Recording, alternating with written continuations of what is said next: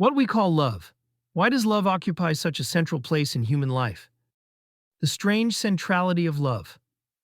There are some realities that sit so close to us that we rarely stop to examine them. We live inside them. We move through them. We organize our lives around them.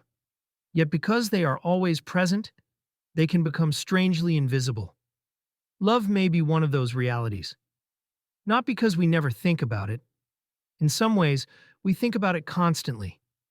We write songs about it, poems about it, stories about it. We search for it, celebrate it, mourn it. We remember it decades after it has ended.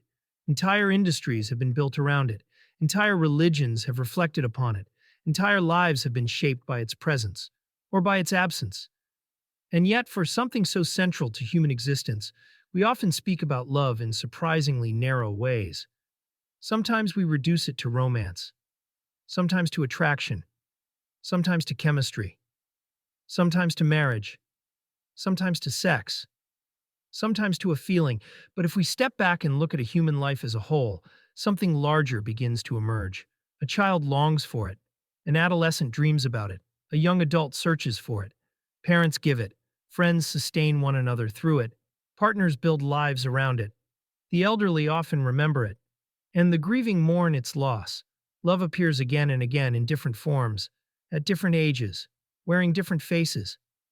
As though it is not merely one experience among many. As though it is one of the great organizing forces of human life itself. This raises a curious question. Why? Why does love occupy such a central place in human life?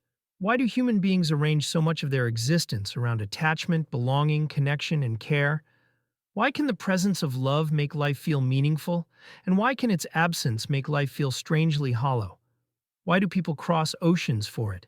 Sacrifice for it? Wait for it? Grieve for it? Why can a single relationship alter the trajectory of an entire life? And why, when people reach the end of their lives and look backward, do they so often speak not first about accomplishments, possessions, or status, but about people, the people they loved, the people who loved them, the people they lost, the people they wish they had spent more time with, the people whose absence still echoes years later? It is a remarkable thing. Human beings spend enormous amounts of energy pursuing success, accumulating resources, seeking recognition, building careers, chasing goals. Yet when life is viewed from a sufficient distance, love often appears closer to the center than any of them. Not always, but surprisingly often. Perhaps this is because love touches something fundamental, something older than ideology, older than ambition, older than philosophy, older even than the stories we tell ourselves about who we are. Long before a child develops a worldview, the child seeks connection. Long before we understand meaning, we seek belonging. Long before we learn to explain ourselves, we seek another person who responds to our existence, someone who sees us, someone who knows we are here, someone whose presence makes the world feel safer, warmer, and more inhabitable. In this sense, love begins before language, before memory, before identity, before the self is fully formed. And perhaps that is one reason it remains so powerful throughout life. Because love is not merely something we encounter after becoming human. It is one of the forces through which we become human. But love is also strange, because it contains so many different experiences that often seem unrelated. Attachment, desire, friendship, romance, family, sexuality, parenthood, caregiving, devotion, belonging, responsibility, grief. At first glance, these appear to be different territories, yet somehow they seem connected, as though they are all branches growing from the same root. The love between parent and child is not the same as the love between spouses. The love of friendship is not the same as romantic longing. The love of caregiving is not the same as sexual attraction. And yet we intuitively recognize all of them as belonging to a larger family of experiences. Why? What is the thread that connects them? What is the common reality hiding beneath these many forms? The answer, at least in part, may be attachment, the simple but profound fact that human beings become emotionally bonded to one another, that we matter to one another, that our nervous systems respond to one another, that another person's presence can calm us, and another person's absence can wound us. that another person's joy can become our joy, and another person's suffering can become our suffering.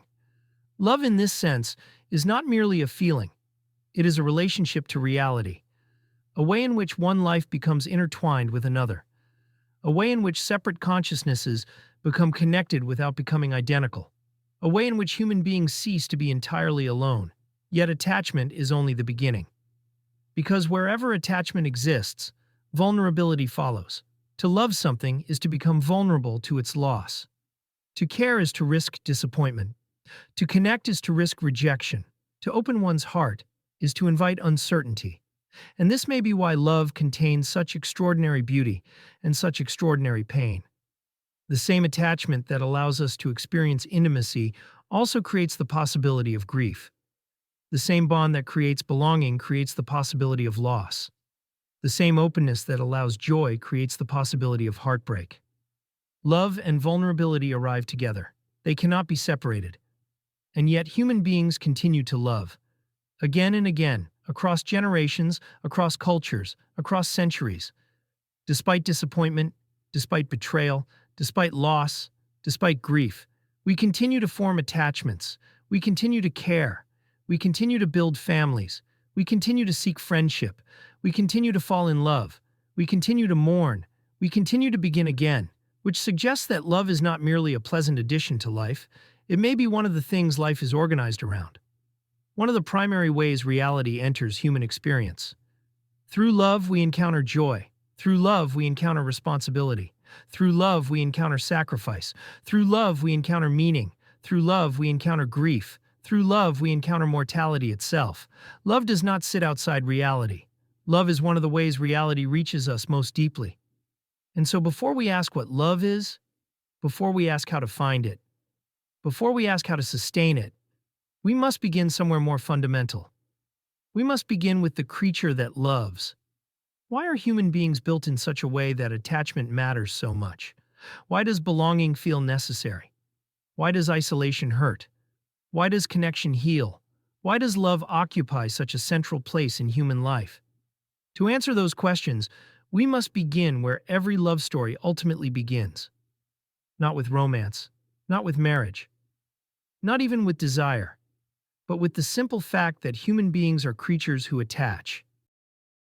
The relational creature.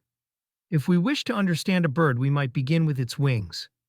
If we wish to understand a fish, we might begin with water. If we wish to understand a wolf, we might begin with the pack. And if we wish to understand why love occupies such a central place in human life, we must begin with a simple observation. Human beings are relational creatures, not occasionally, not accidentally, fundamentally. This fact is so obvious that it is easy to overlook. We are born into relationships, raised within relationships, wounded through relationships, healed through relationships. Much of what gives life its richness, and much of what gives life its pain, emerges from our connections with other people. The story of a human life is, in many respects, the story of attachments formed, attachments maintained, attachments broken, and attachments remembered.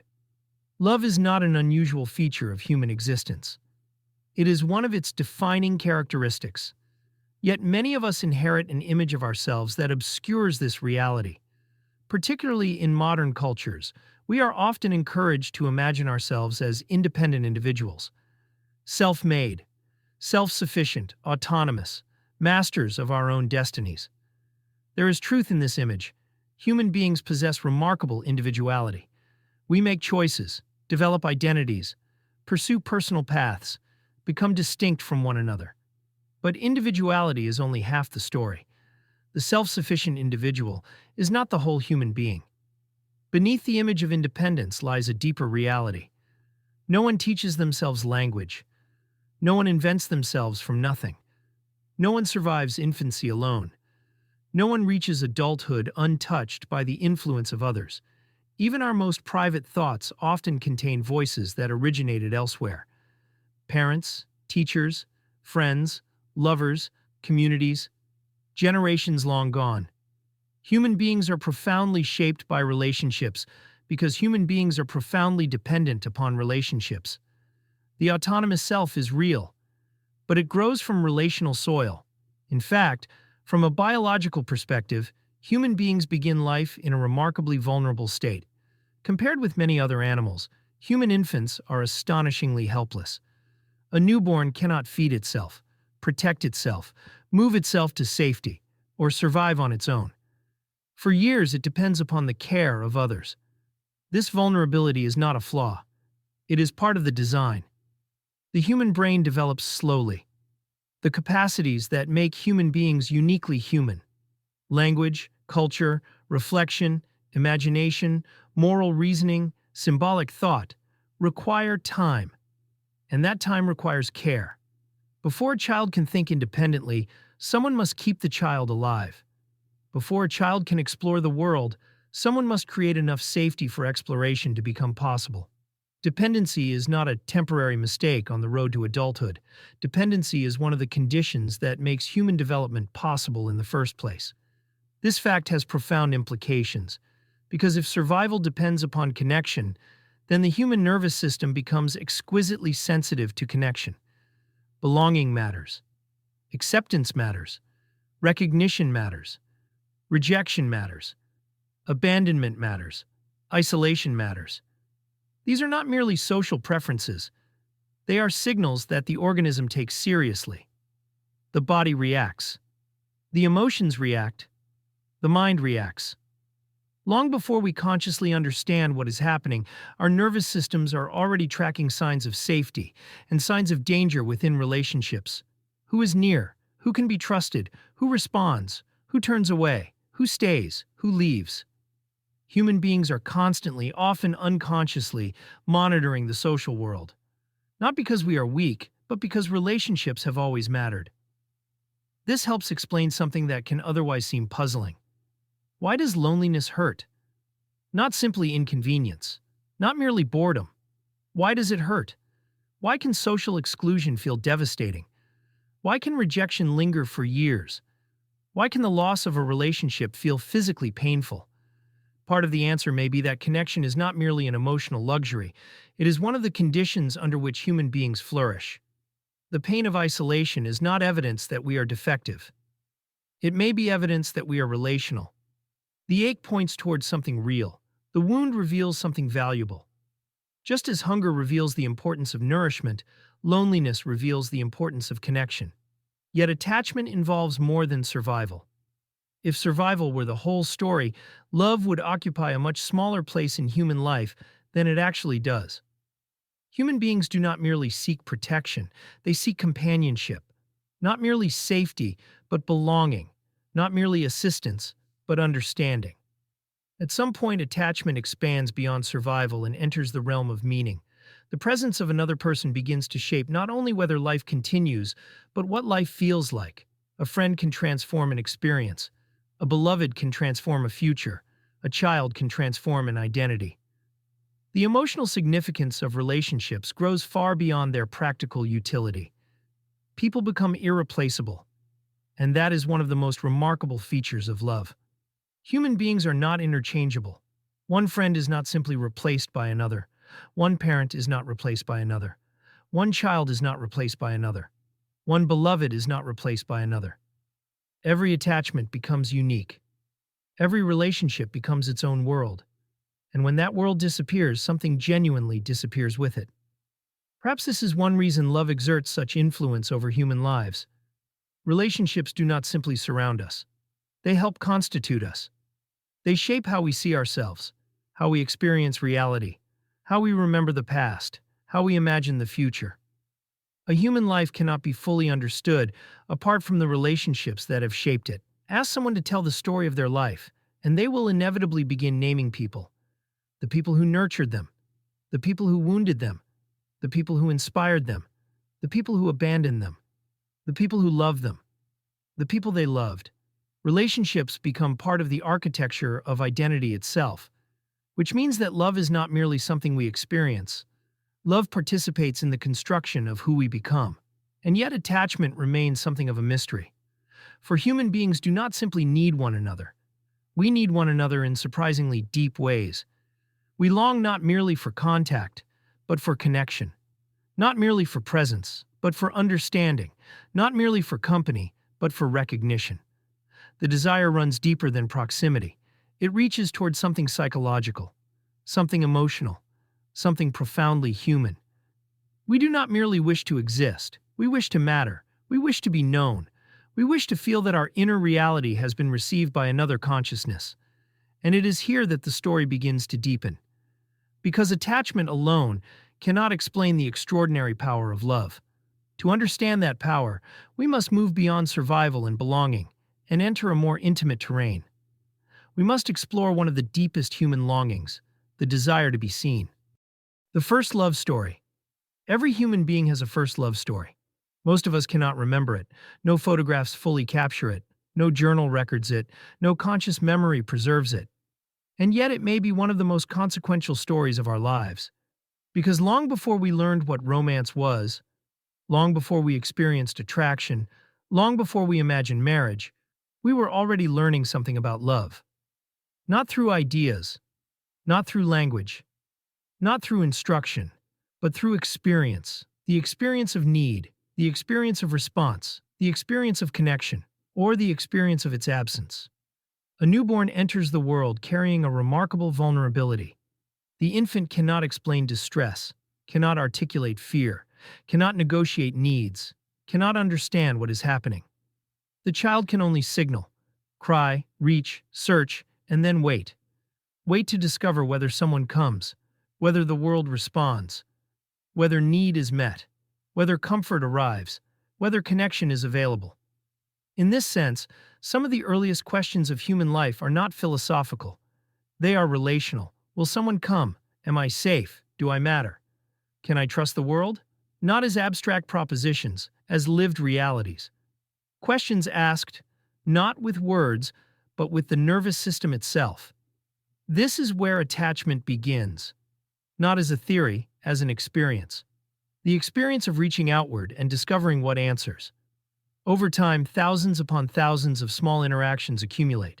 A cry answered, a cry ignored, comfort offered, comfort withheld, presence available, presence absent. No single moment determines a life, yet patterns emerge, and from those patterns, expectations begin to form. The child learns, often without awareness, something about relationships, something about trust, something about closeness, something about dependence, something about love. This insight became one of the great contributions of attachment theory. The psychologist and psychoanalyst John Bowlby proposed that human beings possess an attachment system every bit as real as the systems that regulate hunger, fear, or exploration. The child is not merely seeking food, the child is seeking connection, not merely nourishment, but security, not merely physical survival, but emotional safety. This represented a profound shift in understanding. For generations, many assumed that attachment was secondary, that children became attached to caregivers primarily because caregivers provided food. But attachment research increasingly suggested something deeper. Human beings appear to seek emotional connection in its own right. We do not merely want care, we want caregivers.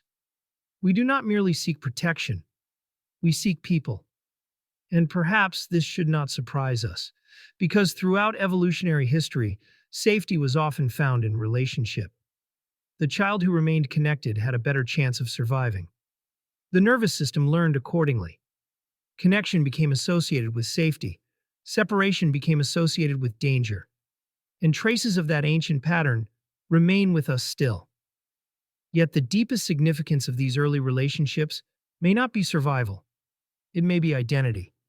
Because children gradually come to understand themselves through the responses they receive. The infant has no stable concept of self, no coherent narrative, no personal philosophy, no internal scorecard. Those things emerge later.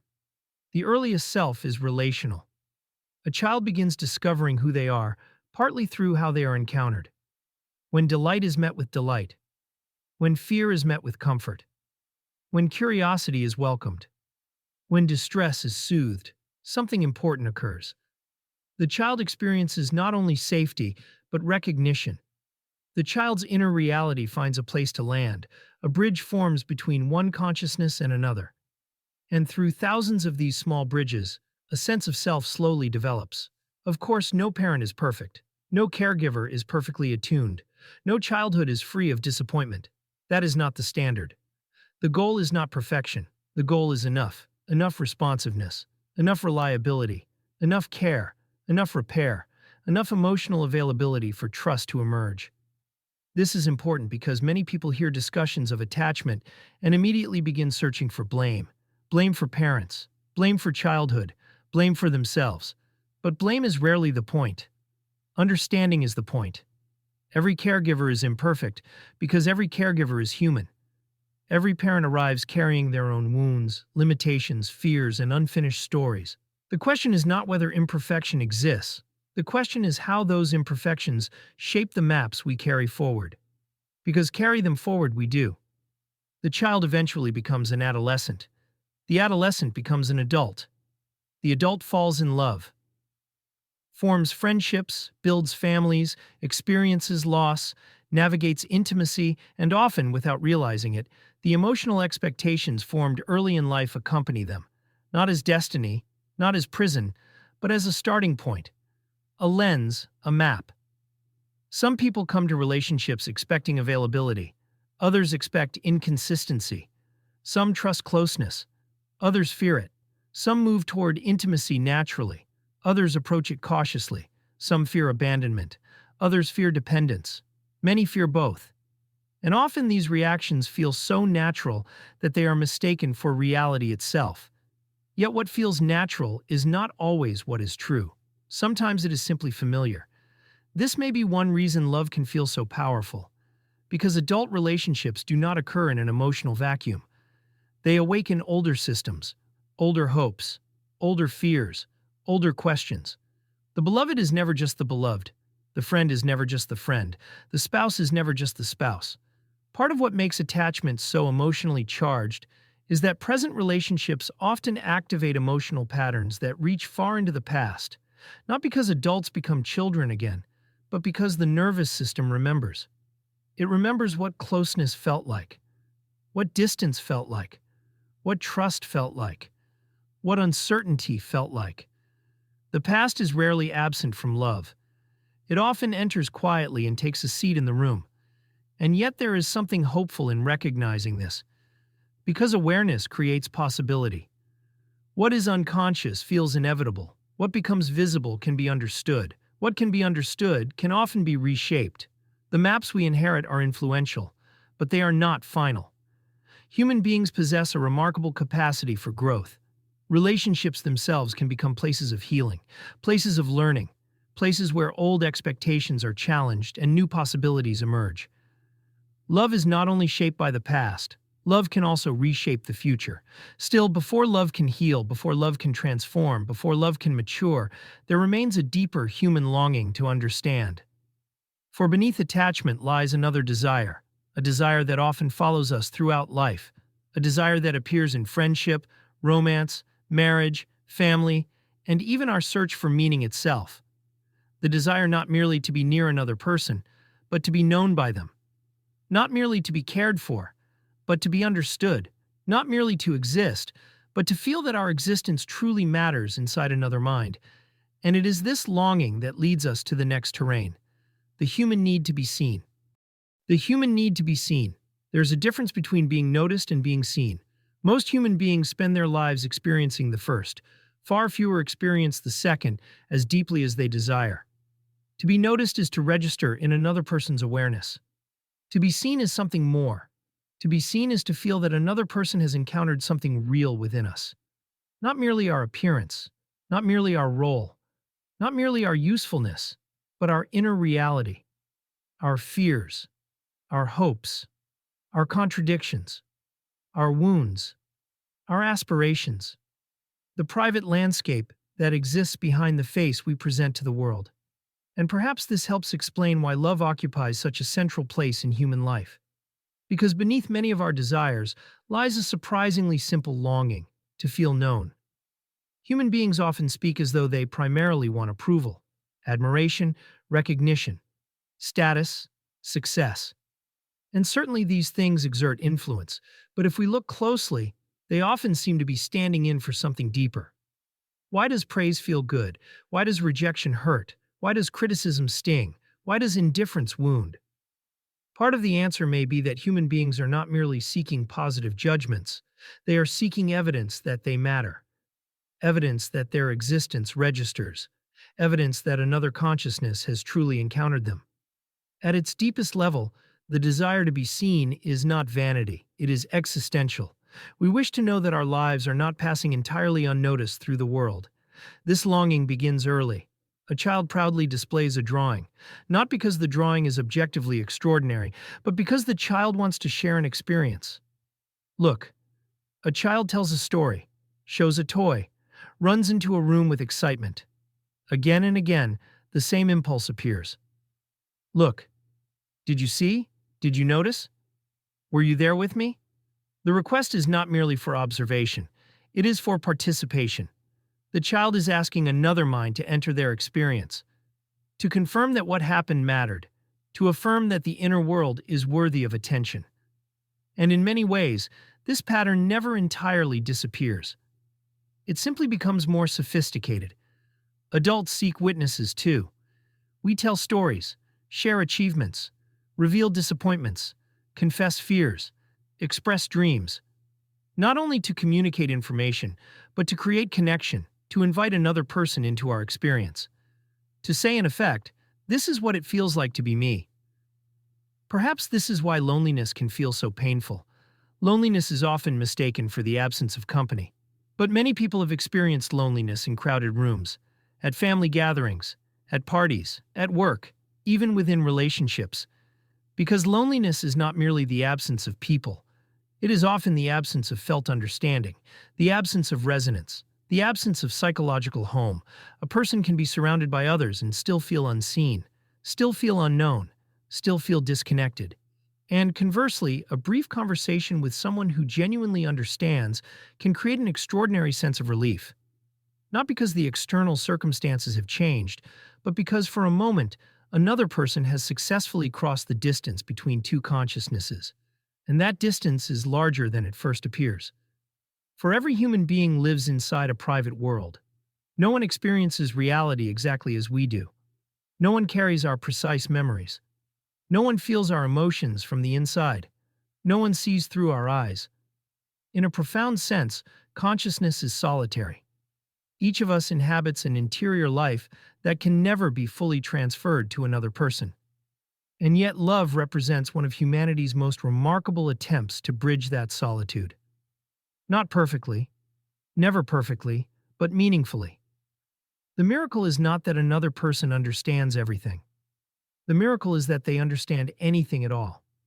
That they can enter our perspective, however partially. That they can recognize something of our experience. That they can say, I know what you mean. I understand. I see. These simple phrases often carry extraordinary emotional weight because they temporarily reduce one of the deepest forms of human isolation. This helps explain why attention can feel sacred, not performative attention, not transactional attention, not the attention of audiences, followers, or crowds, something quieter. The attention of genuine presence, the experience of sitting with someone who is truly there, not waiting for their turn to speak, not evaluating, not performing, not distracted, simply present, listening, receiving, attempting to understand. In such moments, people often feel something difficult to describe, a sense of being held, not physically, psychologically, emotionally, existentially. The experience can feel healing because it affirms something fundamental. My inner life matters. My experience matters. I matter. Of course, the desire to be seen contains dangers as well. Anything powerful in human life can become distorted. The longing to be understood can become a hunger for validation. The desire for recognition can become a pursuit of attention. The wish to matter can become an obsession with status. Many modern institutions exploit precisely these desires. Social media platforms, celebrity culture, prestige systems, public performance, all offer forms of visibility. And sometimes visibility can feel intoxicating. But visibility and being seen are not the same thing. Millions may know a person's name and know nothing about their inner world. A person can be famous and profoundly lonely, admired and deeply unseen. The human need is not merely to be observed, it is to be understood. This distinction may illuminate many of the pursuits that dominate modern life. Success often promises visibility. Status promises visibility. Achievement promises visibility. We imagine that if we become sufficiently accomplished, admired, attractive, influential, or important, the longing will finally be satisfied. Then people will see us. Then we will matter. Then we will feel known, yet the evidence often suggests otherwise. Because the deepest form of recognition cannot be manufactured through achievement alone. It arises through relationship, through presence, through genuine encounter. A trophy cannot understand you. A title cannot understand you. An audience cannot understand you. Only another person can. Perhaps this is why so many love stories feel larger than the individuals involved. What people often describe when they speak about falling in love is not merely attraction, it is recognition. The feeling that someone sees something in them that others have missed. The feeling that another person understands them, values them, welcomes them. The feeling of coming home to an understanding presence. Whether this perception is accurate is another matter entirely, a question we will encounter later. But the experience itself reveals something important. Many people are not merely searching for a partner. They are searching for recognition, not merely for companionship, but for understanding, not merely for affection, but for the reassurance that their existence truly matters within another person's world. And yet, even this longing points towards something deeper still. For being seen is not the same as being completed. Being understood is not the same as being fulfilled. Recognition does not eliminate longing. In some ways, it intensifies it. Because once human beings discover connection, they begin reaching towards something more. Not merely understanding, but union. Not merely recognition, but closeness. Not merely being known, but belonging. And so the story continues. For beneath the desire to be seen lies another force, ancient, beautiful, restless. A force that has shaped poetry, religion, art, romance, and human imagination for thousands of years, the force of longing. There are experiences that seem to belong not merely to certain people, but to humanity itself. Longing may be one of them. It appears in every age, every culture, every era. It speaks through love poems and sacred texts, through songs and stories, through art and myth, through the quiet ache that visits people in moments when life feels incomplete.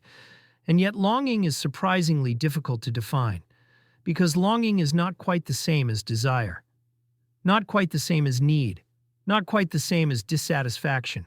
Longing feels larger than any of these, more mysterious, more expansive, almost as though it points beyond whatever object it temporarily attaches itself to. We often first encounter longing through other people, a beloved, a friendship, a relationship not yet formed, a relationship already lost. The experience can feel overwhelming. One person occupies the imagination. One person seems to carry unusual significance. One person appears capable of changing the emotional texture of life itself. And yet if we observe carefully, something curious becomes visible. The intensity often exceeds the individual. The beloved matters, sometimes enormously.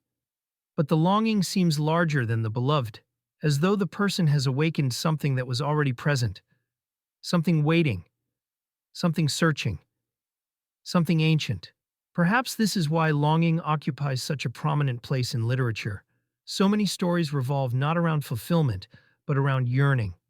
The journey toward, the reaching, the waiting, the absence, the hope, the almost.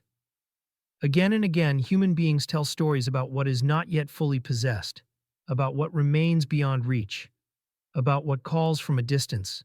And perhaps this is because longing contains a paradox. It hurts, yet it also animates. It wounds, yet it also gives energy. It reveals absence, yet it often provides direction. Without longing, much of human striving would disappear. Without longing, many forms of beauty might never be created. Without longing, human imagination itself might become strangely impoverished. For longing does not limit itself to romance. People long for home, long for belonging, long for meaning, long for beauty, long for purpose, long for reconciliation, long for transcendence, long for a future not yet realized, long for a past that cannot be recovered, long for a world that feels more complete than the one they currently inhabit. The objects change, the structure remains. Human beings seem to be creatures who are continually reaching beyond what is, toward what might be. This has led some thinkers to suggest that longing reveals something important about human nature itself. Perhaps human beings are not designed for complete satisfaction. Perhaps we are designed for pursuit, for growth, for movement, for becoming. Perhaps longing is not a defect in the system. Perhaps it is part of the system. The tension that pulls us forward, the force that keeps us searching, the dissatisfaction that prevents stagnation, the ache that invites exploration. If this is true, then longing occupies a peculiar position in human life. It is painful, yet necessary, uncomfortable, yet generative, a source of suffering and a source of creativity. Many religious traditions have recognized this, though they describe it differently. Some portray longing as homesickness for the sacred, others as a yearning for ultimate reality, others as a desire for reunion with something larger than oneself. What unites these perspectives is the recognition that human beings often seem to want more than immediate gratification can provide. There is a restlessness that survives achievement, a hunger that survives consumption, a yearning that survives success. People obtain what they thought would satisfy them, only to discover that the longing remains. Perhaps redirected, perhaps transformed, but rarely extinguished. The object changes, the reaching continues. The same pattern appears in romance. People often imagine that finding the right person will eliminate longing, that love will finally resolve the ache, that union will dissolve incompleteness. And for a time, romantic love can seem to deliver exactly that. The beloved appears as an answer, a destination, a completion, a homecoming.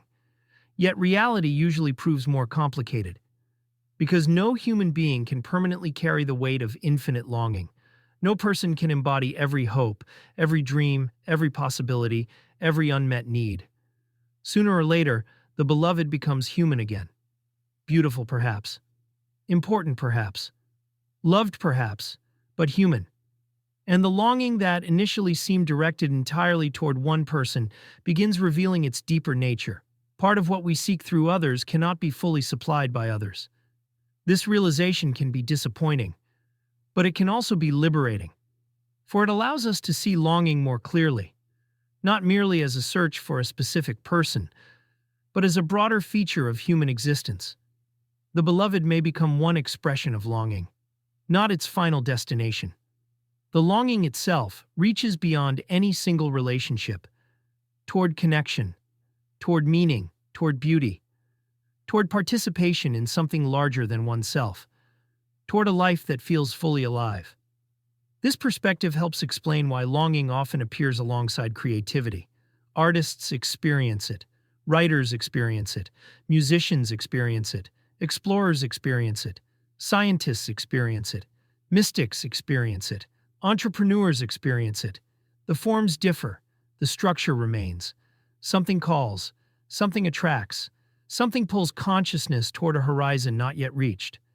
Longing is often the emotional signature of possibility, the feeling that life contains more than what is currently visible. And perhaps nowhere does longing become more concentrated than in romantic love. For romantic love gathers together many of the forces we have already explored. Attachment, recognition, desire, belonging, hope, imagination, possibility. The beloved becomes a focal point through which multiple forms of longing converge, which may help explain why romantic love can feel so intoxicating and so destabilizing. For when longing, desire, imagination, and attachment all converge upon another person, the emotional intensity can become extraordinary. The experience feels less like ordinary affection and more like revelation, as though a new reality has suddenly become visible. And it is here that we arrive at one of the most powerful and perplexing experiences in human life: the fire of romantic love. The fire of romantic love. If longing is a river, romantic love is often experienced as a flood. Something accelerates, intensifies, concentrates. The diffuse yearning that once attached itself to many possibilities suddenly narrows toward a particular person. One face, one voice, one presence, one life. The beloved emerges from the crowd, and for reasons that are not always fully understood, this person begins to occupy unusual territory within the imagination. Human beings have attempted to describe this experience for thousands of years. Poets write about it. Musicians sing about it. Novelists build entire worlds around it. Yet even after centuries of description, romantic love retains an air of mystery. It arrives unexpectedly, defies prediction, disrupts plans, reorders priorities, and often leaves people wondering, what exactly is happening to me? Part of the answer lies in biology. Human beings possess systems that evolved to facilitate pair bonding, attraction, and reproduction. The anthropologist Helen Fisher famously distinguished among several interacting systems involved in romantic relationships: sexual desire, romantic attraction, and attachment. Though interconnected, they are not identical. One may exist without the others. Together, however, they create a powerful emotional architecture. Desire generates interest. Attraction narrows attention. Attachment deepens connection. The result can be an experience that feels extraordinary, not merely because another person is present, but because the mind begins organizing itself around that presence. Thoughts return repeatedly.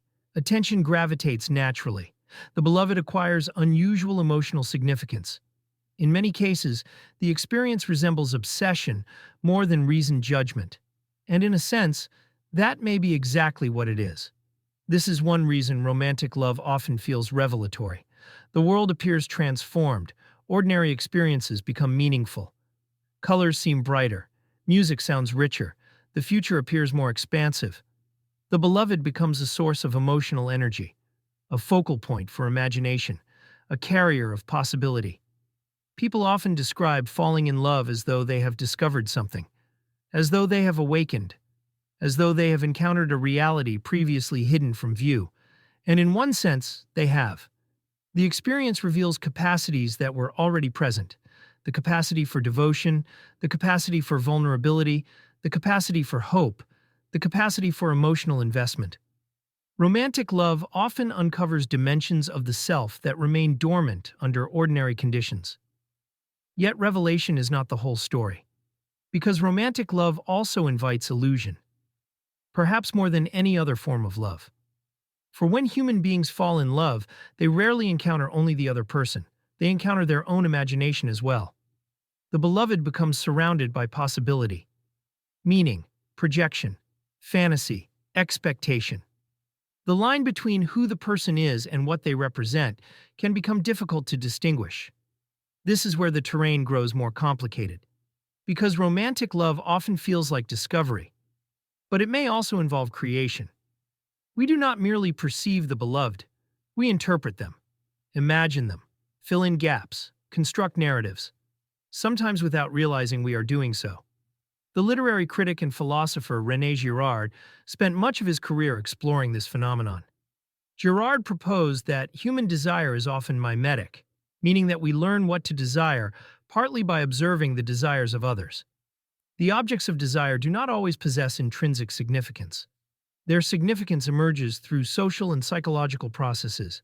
We desire what appears desirable. We value what appears valued. The implications for romantic love are profound, because attraction is not always a simple encounter between two isolated individuals. Culture enters the room. Status enters the room. Stories enter the room. Fantasy enters the room. The desires of others enter the room. The beloved becomes not merely a person, but a symbol carrying layers of meaning, layers we may not fully recognize. Yet Girard's insight points towards something even deeper. When people fall intensely in love, they are often responding not only to the beloved but also to possibilities within themselves. The beloved seems to promise transformation, a new life, a fuller self, a different future. The experience often feels less like, "I want this person," and more like, "I want the life that seems possible through this person." The beloved becomes a doorway, a bridge, a carrier of potential, which may help explain why romantic love frequently contains such extraordinary hope. The future itself appears illuminated. This dynamic helps explain both the beauty and the instability of romantic love. For if the beloved carries our hopes, dreams, longings, and imagined futures, then the relationship acquires enormous emotional weight, more weight than any human being can comfortably bear. The beloved is expected not only to be themselves, but to fulfill meanings that extend far beyond themselves, to resolve loneliness, to provide recognition, to create belonging, to deliver happiness, to justify sacrifice, to complete the self. And sooner or later, reality begins pushing back. Not because the relationship has failed, but because no person can embody an entire universe of longing. No person can permanently carry another person's unfinished hopes. Reality eventually reintroduces limits. The beloved becomes human again. Complex, imperfect, contradictory, real. This moment is often experienced as disillusionment. But the word is misleading, because disillusionment literally means the loss of illusion. And while painful, such loss is not always destructive. Sometimes it marks the beginning of seeing more clearly. The beloved was never the fantasy. The beloved was always the person. The fantasy was something we added, something we projected, something we hoped, something we needed. And as those projections gradually loosen, another possibility emerges. The possibility of loving a real person. Not an idealized one, not an imagined one, a real one. Of course, not every romance survives this transition. Some relationships depend heavily upon idealization. When the illusion fades, so does the attachment. Others survive and deepen. The relationship shifts from intoxication toward reality, from fantasy toward encounter, from projection toward understanding. But before that maturation can occur, another challenge appears. For the beloved is not the only presence in the relationship. The past enters as well. Old expectations, old fears, old wounds, old hopes, patterns formed long before the relationship began. And often these hidden influences shape love more profoundly than either person realizes. The fire of romantic love may ignite the relationship, but what follows depends upon the maps both people bring into it. And so we must now turn toward those maps, the hidden histories that quietly accompany us into love.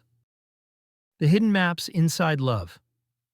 One of the great surprises of adulthood is discovering how much of the past remains alive within the present. Not as memory alone, not as stories we consciously tell ourselves, but as expectations, assumptions, reflexes, emotional habits, invisible maps, patterns so familiar that we mistake them for reality itself. And perhaps nowhere do these hidden maps exert more influence than in love. When two people fall in love, it can appear that only two people have entered the relationship. But in truth, much more has arrived. Entire histories arrive. Childhoods arrive. Families arrive. Unspoken expectations arrive. Old fears arrive. Old hopes arrive. Previous relationships arrive. Wounds arrive. Protective strategies arrive. Ways of giving and receiving love arrive. Ways of interpreting closeness arrive. Ways of handling conflict arrive. The relationship begins in the present, but the people entering it are carrying the accumulated experiences of many years, and often they are carrying them unconsciously. This is not a flaw. It is part of being human. No one begins life as a blank slate. No one learns about trust, intimacy, vulnerability, and connection from first principles. We learn through experience, through repetition, through observation, through the emotional environments in which we develop. Over time, the mind begins constructing expectations. Maps of how relationships work, maps of what can be trusted, maps of what should be feared, maps of what love feels like. The remarkable thing is that these maps often continue guiding behavior long after the circumstances that created them have disappeared. Imagine a person who grew up in an environment where affection was abundant and reliable. Care was available. Emotional needs were generally met. Connection felt safe. This does not guarantee future happiness, nor does it guarantee healthy relationships, but it often provides a foundation of trust, a basic expectation that closeness is possible, that dependence is survivable, that love does not automatically lead to danger. Now imagine someone whose experience was very different. Perhaps affection was inconsistent. Perhaps care arrived unpredictably. Perhaps emotional needs were minimized. Perhaps closeness felt uncertain. Again, no destiny is being created. But a different map may emerge, a different set of expectations, a different emotional posture toward intimacy. The nervous system learns what it experiences repeatedly, and later those lessons often reappear in unexpected ways. This insight lies at the heart of attachment theory's enduring influence. Over time, researchers observed recurring patterns in how people approached closeness and connection. Some moved comfortably toward intimacy, others anxiously pursued reassurance, others maintained emotional distance, others oscillated between competing desires for closeness and independence. These patterns were never meant to become boxes. Human beings are more complex than categories, yet the patterns reveal something important. Love is not experienced by the mind alone. It is experienced by the entire emotional system, and emotional systems remember. Consider how often relationships become emotionally charged around seemingly small events. A delayed text message, a forgotten promise, a brief withdrawal, a disagreement, an unmet expectation. The event itself may be minor, yet the emotional reaction can feel enormous. Why? Because people are often responding not only to what is happening, they are responding to what the event means, and meaning is shaped by the maps they carry. For one person, distance may feel temporary. For another, it may awaken fears of abandonment. For one person, closeness may feel comforting. For another, it may trigger fears of losing autonomy. The same situation can evoke entirely different realities, depending upon the histories involved. This is one reason love can be so confusing. People often assume they are arguing about the visible issue. The forgotten appointment, the unreturned call, the household responsibility, the disagreement itself. Yet beneath the visible conflict, deeper questions may be operating. Can I trust you? Will you stay? Do I matter? Will I lose myself? Am I safe with you? The surface disagreement becomes attached to older emotional concerns, concerns that may never be explicitly spoken. And because they remain invisible, both people can feel misunderstood. Each reacts to a reality the other person cannot fully see. The psychologist and relationship researcher Sue Johnson often emphasized that many relationship conflicts are, at their core, attachment conversations. Not conversations about dishes or schedules or logistics, but conversations about connection. Questions such as, are you there for me? Can I count on you? Do I matter to you? Will you respond when I reach for you? These questions are rarely asked directly. Instead, they often appear disguised as arguments, frustrations, disappointments, or criticisms. Yet beneath the surface, the longing remains remarkably consistent. Human beings seek secure connection, even when they struggle to express that need clearly. This realization invites compassion. Not because harmful behavior becomes acceptable, but because understanding becomes possible. The anxious partner is often protecting against abandonment. The avoidant partner is often protecting against overwhelm. The controlling partner may be protecting against uncertainty. The distant partner may be protecting against vulnerability. The strategies differ. The underlying desire is often surprisingly similar. People are trying to navigate closeness while managing fear, trying to protect themselves while seeking connection, trying to love while carrying maps they did not consciously choose. And yet there is a danger here as well. Awareness can become explanation. Explanation can become excuse. And excuse can become stagnation. Understanding our maps is valuable, but understanding alone does not transform them. Awareness opens a door. Walking through it remains our responsibility. The purpose of recognizing emotional inheritance is not to remain governed by it. The purpose is to become less governed by it, to gain freedom, to create choices where reflexes once operated automatically, to distinguish the present from the past, to respond rather than merely react. This may be one of the most hopeful truths about love. The maps we inherit are influential, but they are not final. Human beings possess an extraordinary capacity for revision, for growth, for learning new ways of relating, for experiencing relationships that challenge old assumptions. for becoming more secure, more aware, more capable of intimacy. Love is shaped by the past, but it is not imprisoned by the past. The future remains open. Yet awareness alone does not eliminate another challenge. For even when we begin seeing our hidden maps, another tendency remains. A tendency that accompanies nearly every form of love. The tendency to project, to imagine, to idealize, to mistake our stories for reality, to confuse what we hope is true with what actually is. And this tendency leads us into one of the most difficult terrains in the entire map. The terrain where love and illusion become intertwined. Love, illusion, and self-deception. There is perhaps no area of human life in which self-deception operates more easily than love. Not because human beings are foolish, not because they are uniquely irrational, but because so much is at stake. Love touches longing, identity, belonging, security, hope, meaning, the desire to be seen, the fear of being alone, the wish to matter, the dream of a life more complete than the one we currently inhabit. And wherever desires run deep, the temptation to confuse reality with hope becomes stronger. This should not surprise us. Human beings do not experience reality directly. We experience reality through interpretation, through stories, through expectations, through attention, through emotion. We are constantly constructing meaning, and nowhere is meaning constructed more energetically than around the people we love, or wish to love, or hope will love us.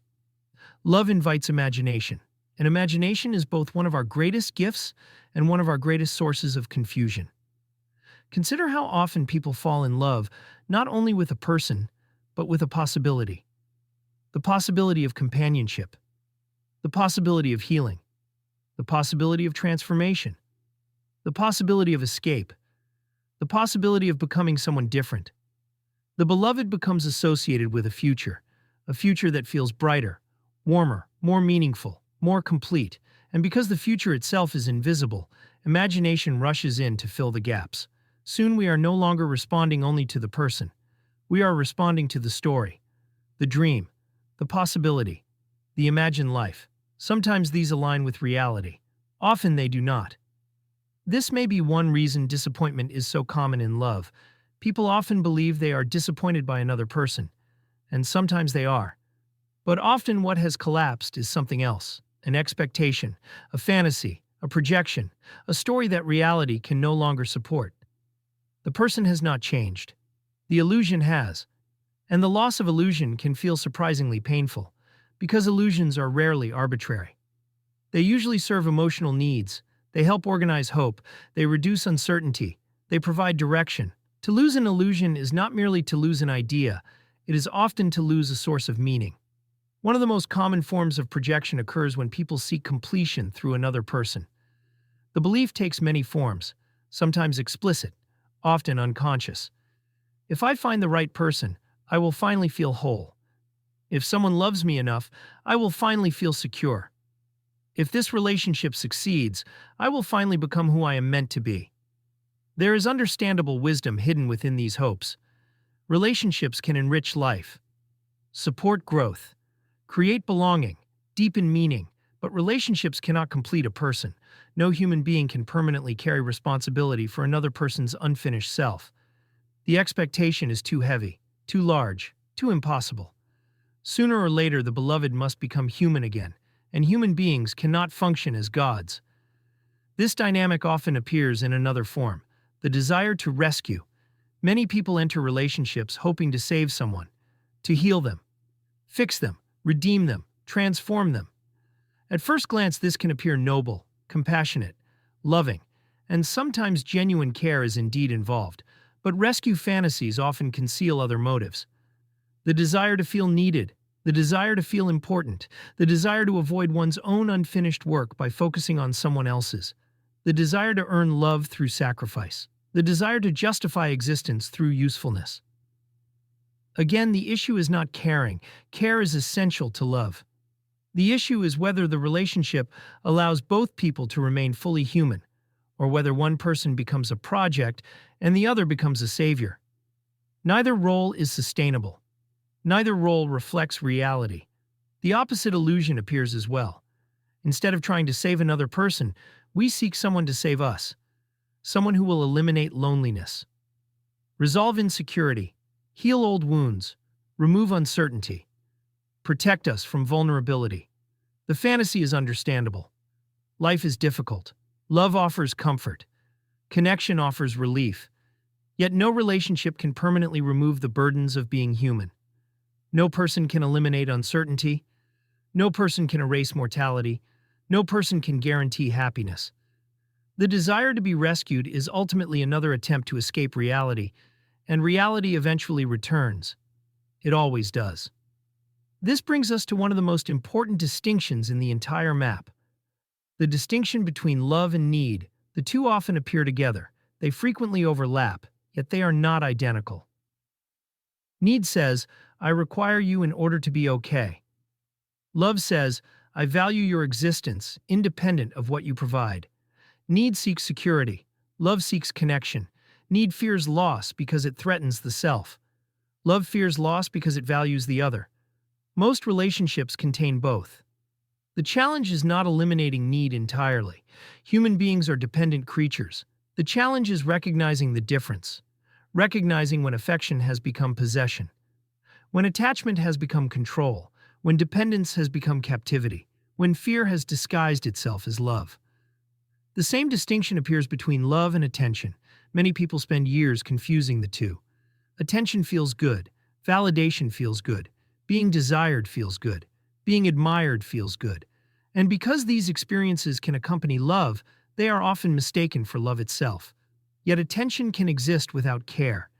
Desire can exist without commitment. Admiration can exist without understanding.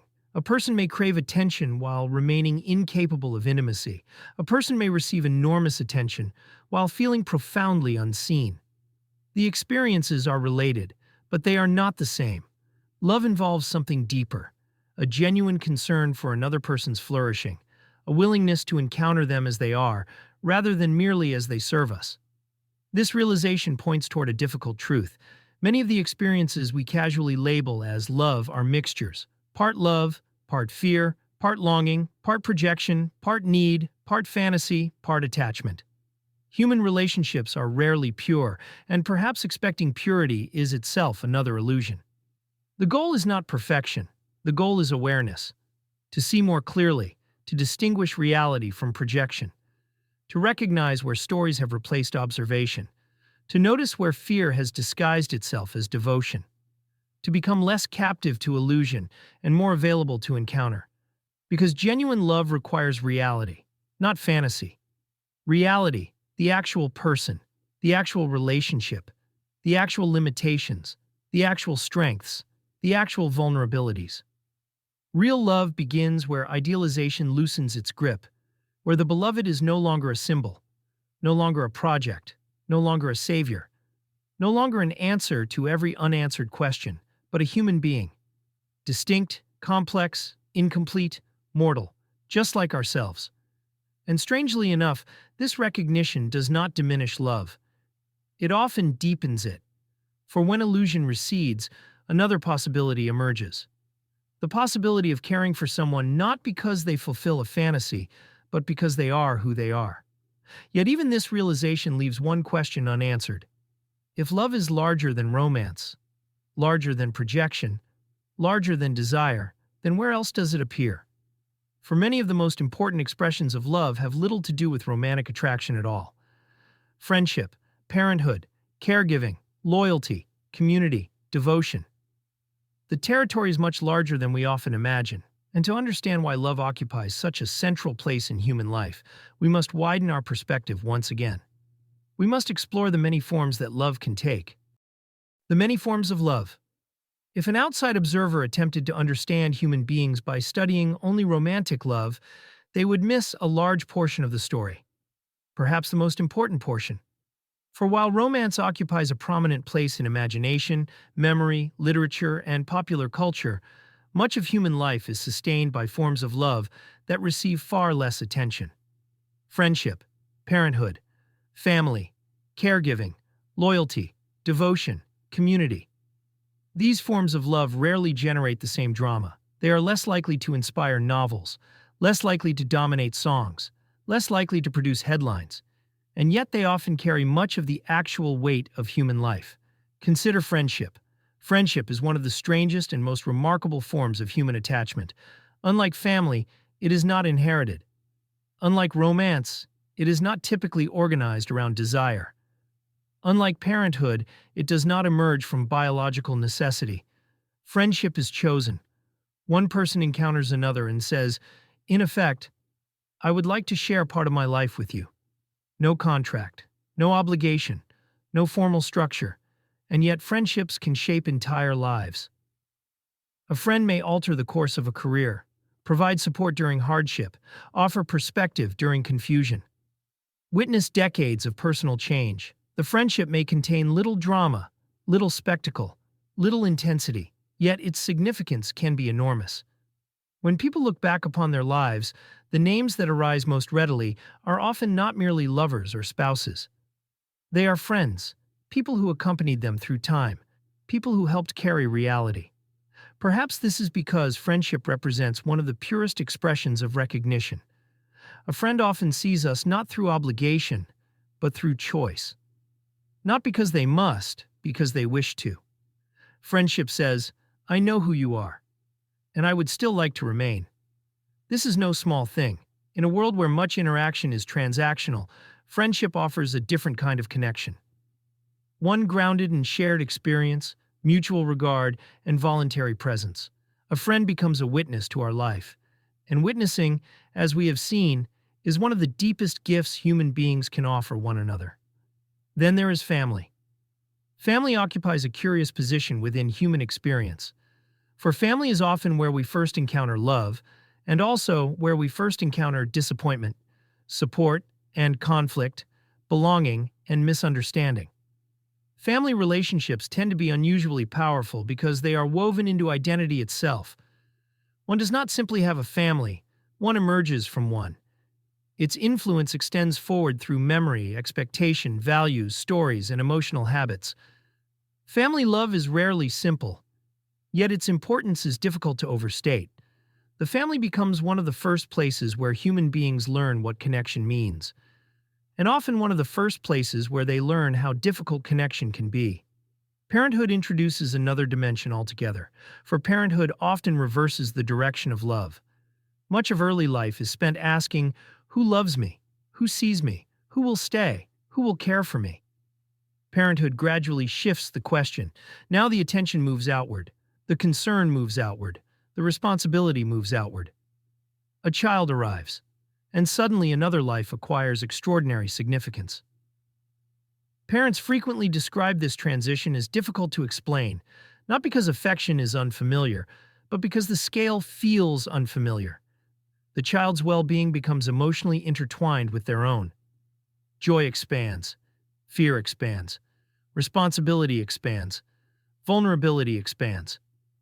Love widens. Parenthood also reveals something important about the developmental journey of love. Many people begin life primarily seeking love, seeking security, seeking recognition, seeking belonging. Parenthood often introduces another orientation, giving love. Not perfectly, not constantly, but substantially. The center of gravity shifts. The focus moves from receiving care to providing care. And in doing so, many people discover dimensions of love that remained hidden when love was understood primarily as an experience rather than a practice. Caregiving extends this lesson even further. At some point in life, many people find themselves caring for someone who cannot easily repay them. An aging parent, a sick spouse, a disabled child, a struggling friend. The relationship no longer revolves around excitement or attraction or novelty. Instead, it revolves around presence, patience, sacrifice, service, reliability. This form of love rarely receives cultural celebration, yet it may represent one of the clearest expressions of mature care. Showing up, remaining present, continuing to care when circumstances become difficult, not because it is emotionally exhilarating, but because another person's well-being genuinely matters. In many ways, caregiving reveals the difference between love as feeling and love as practice. Feelings fluctuate, attention wanders, circumstances change, yet caregiving often continues. Not because emotion disappears, but because commitment remains. The caregiver repeatedly chooses another person's welfare. Again and again, across time, across inconvenience, across uncertainty, and through these repeated choices, something important becomes visible. Love is not only an emotion, love is also behavior, action, participation, practice. The same pattern appears at larger scales. Communities exist because people care about one another. Organizations endure because people cooperate. Societies function because human beings repeatedly engage in acts of trust, reciprocity, and concern. Even civilizations depend upon forms of love broad enough to extend beyond immediate family and close friends. Loyalty, duty, responsibility, stewardship, generosity. The willingness to contribute to realities larger than oneself. Human beings are not merely connected one-to-one, they are connected through networks of care.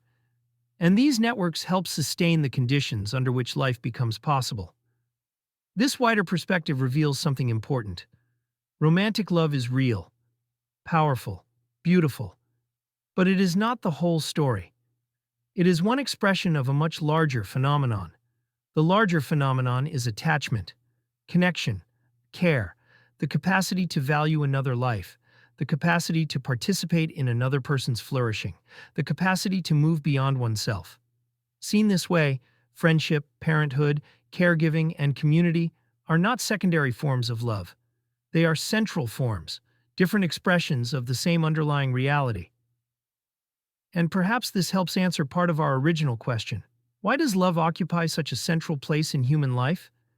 Because love is not confined to one relationship, or one stage of life, or one emotional experience. Love accompanies us almost everywhere. In childhood, in friendship, in romance, in family, in caregiving, in loss, in memory. The forms change, the underlying reality remains. Love becomes one of the primary ways human beings participate in one another's lives. Yet even this understanding is incomplete. For recognizing the many forms of love does not fully explain how love evolves, how it deepens, how it matures, how it moves from being something we seek towards something we practice. To understand that transformation, we must now turn toward one of the most important shifts in the entire map. The movement from needing love to learning how to love. When love matures. If there is a turning point in the story of love, it may be this, the moment when the question quietly changes. For much of life, the question is, who will love me? Who will choose me? Who will see me? Who will stay? These are natural questions. Human questions. Questions rooted in attachment, belonging, and the desire for connection. Yet as life unfolds, another question gradually emerges. A deeper question. What does it mean to love well? The shift is subtle, but profound. The center of gravity begins to move. Love is no longer experienced primarily as something received. It becomes something practiced, something created, something offered, something sustained. This transition is not automatic. Age alone does not produce it. Many people grow older while remaining trapped within earlier versions of love, still seeking validation, still seeking rescue, still seeking completion through another person, still measuring relationships primarily by what they receive from them. The movement toward mature love requires something else. Awareness, responsibility, humility, the willingness to encounter reality, including the reality of other people. For one of the great discoveries of mature love is that other people are not extensions of ourselves. They possess their own fears, their own dreams, their own histories, their own wounds, their own longings, their own interior worlds, and those worlds do not always align neatly with ours.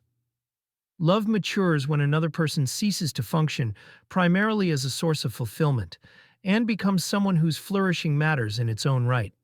This sounds simple, yet it may be one of the most difficult developmental achievements in human life, to genuinely care for another person without reducing them to our needs, to value them without possessing them, to support them without controlling them, to remain connected while allowing them to remain distinct. The philosopher and psychiatrist M. Scott Peck offered a definition that remains striking decades later. Love, he suggested, is the willingness to extend oneself for the purpose of nurturing one's own or another person's spiritual growth. Whether one accepts every part of the definition is less important than the direction in which it points. Love is not merely a feeling, not merely attraction, not merely affection. Love involves participation in growth, care for development, concern for flourishing. The focus shifts from emotional consumption towards stewardship, not ownership. Stewardship. The beloved is not something to possess. The beloved is someone whose life we help cultivate. This is one reason mature love often feels quieter than romantic love, less dramatic, less intoxicating, less cinematic, yet frequently deeper. Romantic love often revolves around intensity. Mature love revolves around continuity. Romantic love asks, "How do I feel?" Mature love increasingly asks, "How are we living? How are we treating one another? What are we building together? What are we helping one another become?" The emotional fireworks may matter less than the daily pattern of care. The relationship becomes less about moments and more about trajectories, less about excitement and more about reliability, less about fantasy and more about reality. This is where the psychologist Robert Sternberg offers a useful lens. Sternberg proposed that what people commonly call love often contains three major dimensions: intimacy, passion, commitment. Intimacy refers to emotional closeness, trust, understanding, the experience of being known. Passion refers to attraction, desire, energy, the force that initially draws people together. Commitment refers to decision, investment, the willingness to remain engaged across time. Each element contributes something different, and relationships frequently contain different mixtures of the three. Some contain passion but little intimacy. Some contain intimacy but little passion. Some contain commitment without either. And some contain all three. What makes Sternberg's framework valuable is not that it perfectly explains every relationship. No framework can do that. Its value lies in reminding us that love is multidimensional. The feeling of being understood is not the same as desire. Desire is not the same as commitment. Commitment is not the same as emotional closeness. Yet healthy relationships often require all three. Not continuously, not perfectly, but repeatedly, again and again, across time, across changing circumstances, across seasons of life. Love becomes less about a single feeling and more about maintaining a living balance among several important realities. Perhaps nowhere is maturity tested more severely than in the ordinary. The ordinary rarely appears in love stories, yet it occupies most of life. Paying bills, managing schedules, navigating disagreements, caring for children, supporting aging parents, recovering from setbacks, living through illness, enduring uncertainty, experiencing disappointment. The ordinary gradually strips away fantasy. What remains is reality, and reality asks different questions than romance. Can you repair after conflict? Can you remain kind when frustrated? Can you continue caring when circumstances become difficult? Can you tell the truth? Can you listen? Can you forgive? Can you remain present? The answers to these questions often reveal more about love than feelings alone ever could. Forgiveness occupies a special place here. Not because all actions should be excused, not because boundaries are unnecessary, but because human beings are imperfect. Every relationship eventually encounters disappointment, misunderstanding, failure. The question is not whether mistakes occur. The question is how people respond when they do. Mature love understands something that younger forms of love often resist. To remain connected to another imperfect human being requires ongoing acts of grace, not endless tolerance, not self-erasure. Grace, the recognition that everyone is carrying limitations, everyone is learning, everyone is unfinished, including ourselves. Over time, mature love begins to resemble something surprisingly simple: attention, presence, reliability, care. The willingness to repeatedly contribute to another person's well-being. Not because one feels inspired every day, but because the person matters. This may sound less exciting than the language of passion, Yet it often proves more durable. The deepest forms of love frequently reveal themselves not through grand gestures, but through accumulated acts of care. The phone call, the listening ear, the shared burden, the ride to the appointment, the quiet encouragement, the hand held during uncertainty, the willingness to remain again and again and again. And perhaps this is the deepest shift of all. Love begins as something we seek, but eventually it becomes something we practice, something we embody, something we participate in. The question changes from "who loves me?" to "how am I loving?" Not as a moral command, as a developmental possibility, a widening of perspective, a maturation of attention, a deeper participation in reality. Yet even mature love cannot escape one final truth. No amount of wisdom eliminates vulnerability. No amount of commitment eliminates uncertainty. No amount of care eliminates loss. For every attachment remains fragile. Every relationship remains finite. Every life remains mortal. And so before this map can reach its conclusion, it must confront the reality that shadows every form of love. The reality that gives love much of its meaning. The reality of impermanence itself. Love and reality. Throughout this traversal, we have followed love through many forms. Attachment, recognition, longing, romance, friendship, parenthood, caregiving, commitment. We have explored how love begins, how it develops, how it matures.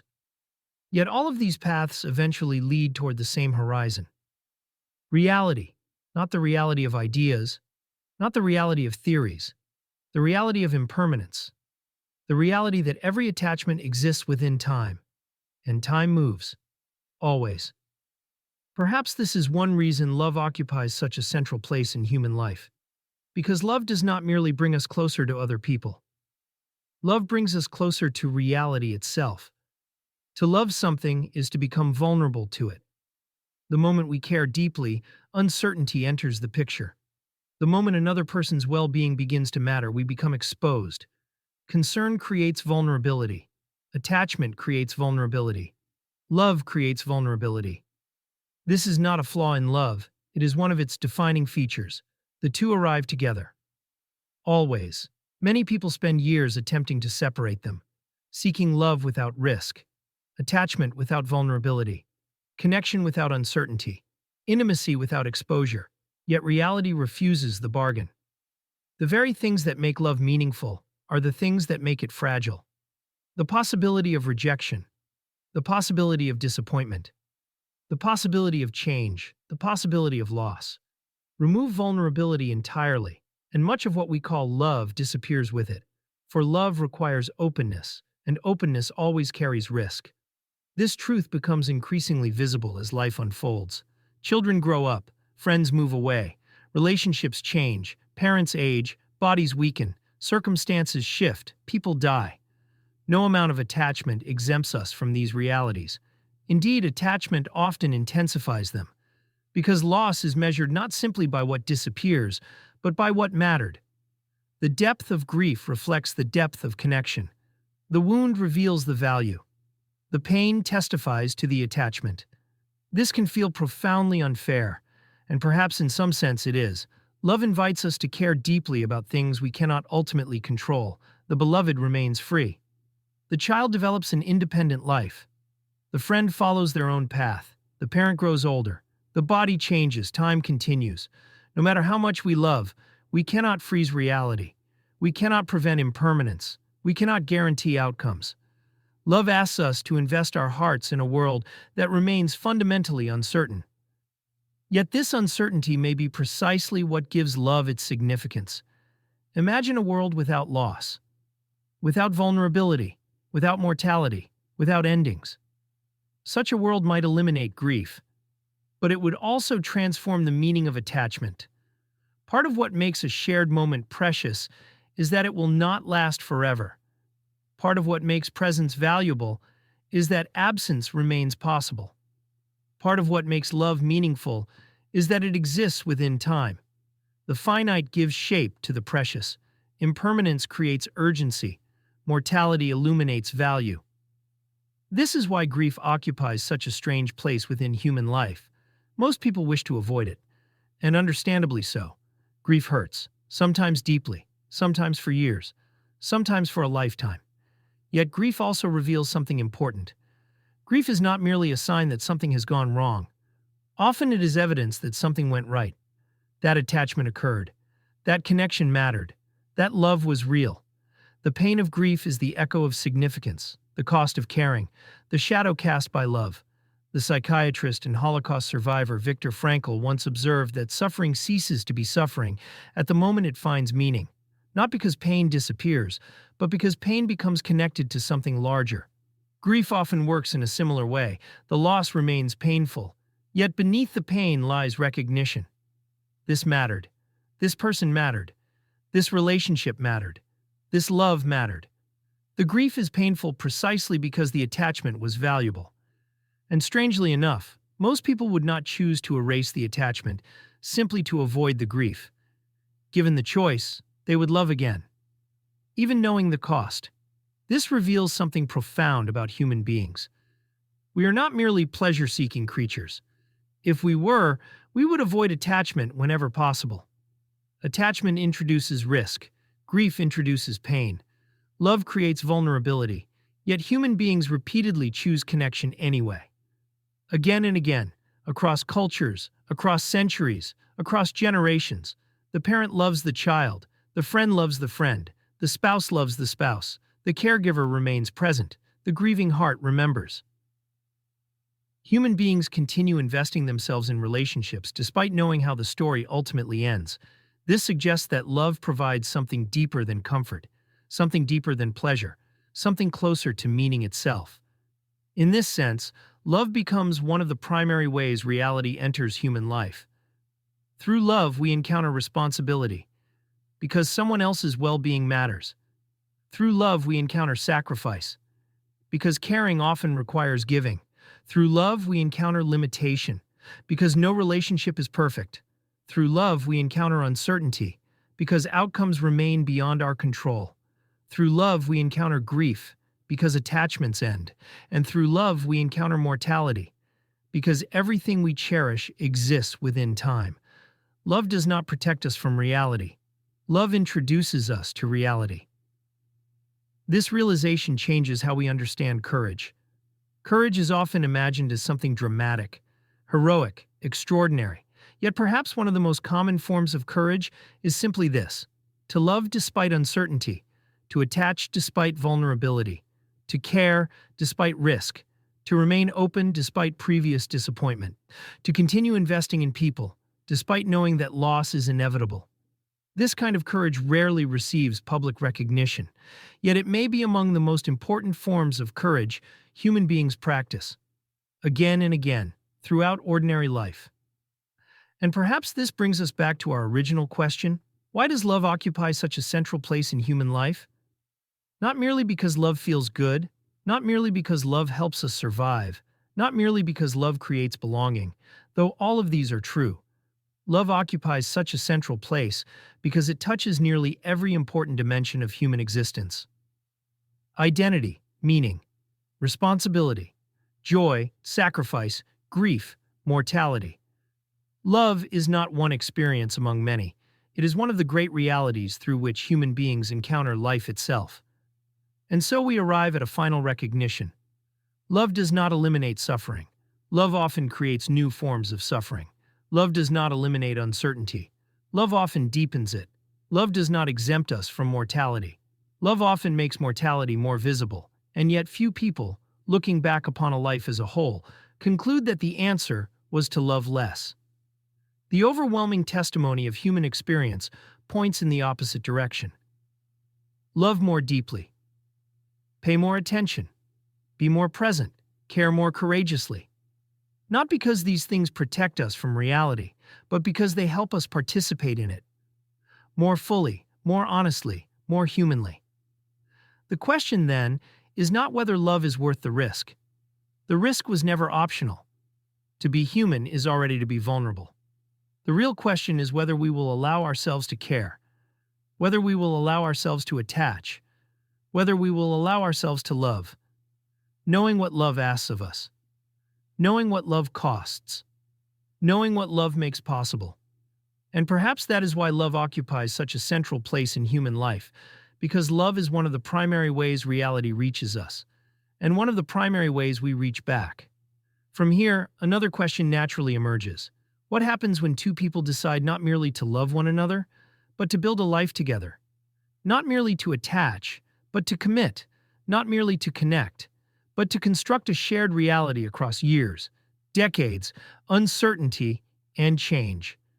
That is the terrain of the next map, what we call marriage, on commitment, partnership, and the shared construction of a life.